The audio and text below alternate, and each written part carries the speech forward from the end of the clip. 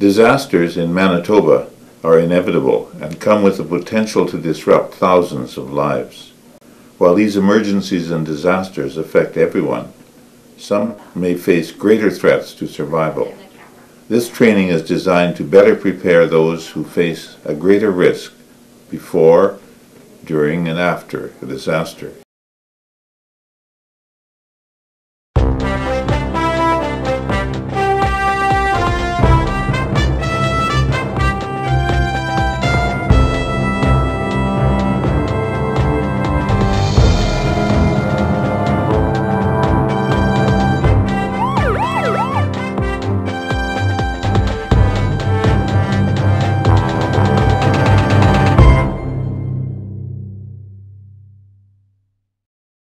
We take daily precautions to ensure our safety, as any reasonable person would.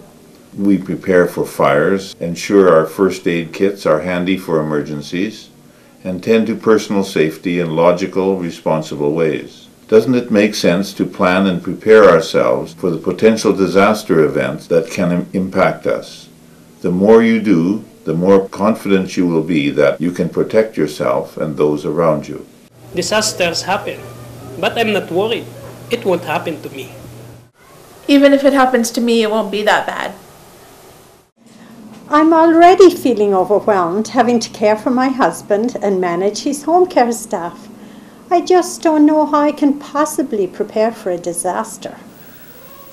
Totoong pwedeng maraming mangyaring sakuna. Pero ano magagawa ko? The first thing that I want to talk about is denial. At Mennonite Disaster Service, we help a lot of people after the disaster, and we hear their stories, and we do hear people say, I never thought it could happen to me. And if we think personally, even myself, here in Winnipeg, I think I'm pretty safe. I will live at the West End, where we're on high ground, and when the floods come, my house is pretty safe, and I have smoke detectors up, and so I feel like I'm immune to fire and flood, and that's a whole lot of us. We just don't think it will happen to us. We find even folks that live in areas where floods are known to happen, you know, floods come every year, hurricanes come every year in the southern U.S., even so, people think, I survived 2 years ago, I survived 10 years ago, and it was the worst ever, and so even though there's another hurricane coming or there's another flood coming, it won't happen to me. I think we have good examples of where that's just so wrong, and we all need to be prepared. The emergency management system in Canada really begins with the individual person. So you're responsible for yourself, your family, anybody that's on your property at the time something happens. It's your responsibility to look after them. And then if the issue is a large enough one that you can't manage on your own, then it's the municipal government's responsibility to come and help you and to work with you to try to deal with and manage the situation. When the resources of the municipal government become taxed, then they go to the provincial government and ask for assistance for whatever needs they may have. And when the province begins to feel like they need help managing, they go to the federal government and ask for assistance. And when Canada as a whole is having trouble, then we would go to our international friends and neighbors and ask for assistance. So it's important to understand how you fit into the whole system, and that you as an individual person are right at the base of it. It all starts with you individually. And so that's one of the reasons why you need to be prepared. You need to understand all the hazards that we have. You need to understand shelter in place and evacuation and all of those things that are part of responding. Because the municipal government or the provincial government is not going to come in and look after you. They're going to work with you and help you manage the situation to the best of everyone's abilities. I could tell you till I'm blue in the face that we are going to have a tornado. We've had tornadoes around Winnipeg and throughout Manitoba. One day there will be a tornado that will hit Winnipeg. I don't know when. It might be not in my lifetime, but it will. So why not prepare for it? And if it's not a tornado, then it might be a straight line wind event or a very heavy gust wind event. But being prepared is the way to go. You'd rather be a survivor than a victim.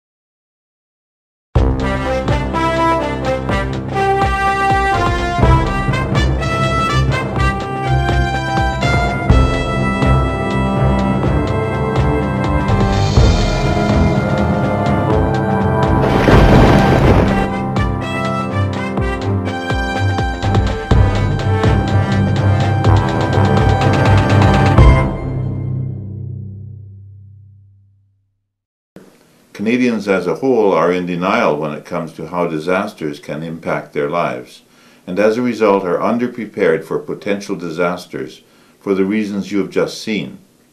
Knowing the risks will help you to identify what we need to do to be prepared for a variety of possible emergency events. You are in control of the impact of a disaster on yourself and your family. Are you prepared? Here's why you need to be ready. I was one of those people who thought it couldn't happen to me. It was a simple snowstorm in 1997, which Manitoba has been known to share. It really opened my eyes. I was stranded for 3 days and suffered without a care staff or support to help me meet my daily needs. I am prepared now. I will not let it happen again. As a person living with a brain injury, my experience with personal emergencies has made me realize I must be prepared and prepare others, including first responders and personal supports, as my behavior during a crisis can be unpredictable. I've learned that I can't take the chance of not being prepared. For example, I had an emergency happen a few years ago where the main gas line was ruptured going into my house. Prior to that, I had met up with a fire captain for Fire Prevention Day, and we got onto the discussion of people living with disabilities, and especially my disability being a brain injury, and certain supports and that sort of stuff that I would need in a case of emergency. It just so happened that this exact same crew was the one that responded to my house and was handled in a very respectful and understanding way. The fire chief made sure I was fully aware of everything that was happening, and was very responsive to my needs and very caring about how I was feeling at that time and at that moment. It was an excellent use of preparedness. I know with my schizophrenia that I have unpredictable days. I need to have a plan for emergencies for my worst possible days so that I have the support in place to succeed.